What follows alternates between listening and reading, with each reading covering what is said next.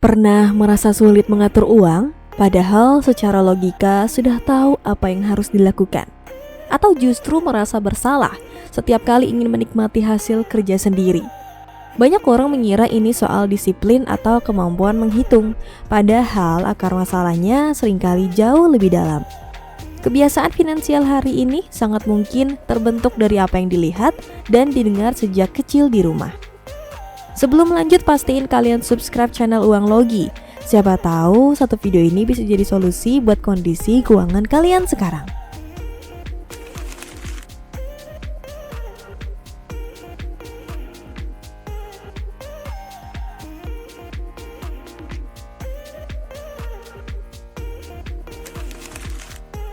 Dalam dunia finansial terapi, ada konsep yang disebut money scripts. Money scripts adalah pola pikir bawah sadar tentang uang yang terbentuk sejak masa kecil. Pola ini biasanya diwariskan secara tidak langsung dari orang tua melalui kebiasaan, ucapan, dan cara mereka menghadapi uang. Tanpa disadari, pola tersebut terus terbawa hingga dewasa dan memengaruhi setiap keputusan finansial. Ada 3 pola umum yang sering terjadi. Pola peniru. Anak cenderung meniru apa yang dilakukan orang tua. Jika sejak kecil terbiasa melihat orang tua menggunakan belanja sebagai pelarian dari stres, maka otak akan merekam bahwa uang adalah alat untuk meredakan emosi. Akibatnya, saat dewasa muncul kebiasaan impulsif seperti belanja berlebihan atau mencari kepuasan instan melalui pengeluaran. Pola ketakutan.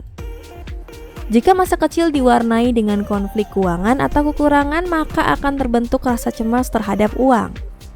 Saat dewasa, kondisi ini sering berubah menjadi kebiasaan menahan diri secara berlebihan.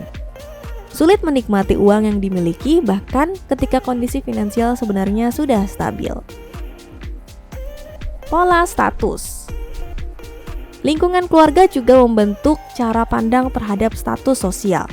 Jika sejak kecil terbiasa mendengar bahwa nilai seseorang diukur dari apa yang dimiliki, maka akan muncul dorongan untuk terlihat sukses di mata orang lain. Hal ini sering berujung pada gaya hidup yang dipaksakan demi validasi sosial. Yang perlu dipahami, semua pola ini bukan kesalahan pribadi, melainkan hasil dari proses pembelajaran yang terjadi sejak usia dini. Namun yang lebih penting, pola ini bukan sesuatu yang permanen. Kesadaran adalah langkah pertama untuk mengubahnya. Ketika seseorang mulai memahami asal-usul kebiasaan finansialnya, disitulah perubahan bisa dimulai secara sadar dan terarah. Coba ingat kembali, apa kalimat tentang uang yang paling sering terdengar di rumah saat masih kecil? Apakah uang dianggap sesuatu yang sulit atau sesuatu yang harus segera dihabiskan? Jawaban dari pertanyaan itu seringkali menjelaskan kondisi finansial hari ini. Tulis pengalaman tersebut di kolom komentar ya. Dan ikuti channel ini untuk memahami lebih dalam hubungan antara pola pikir, emosi, dan keputusan finansial.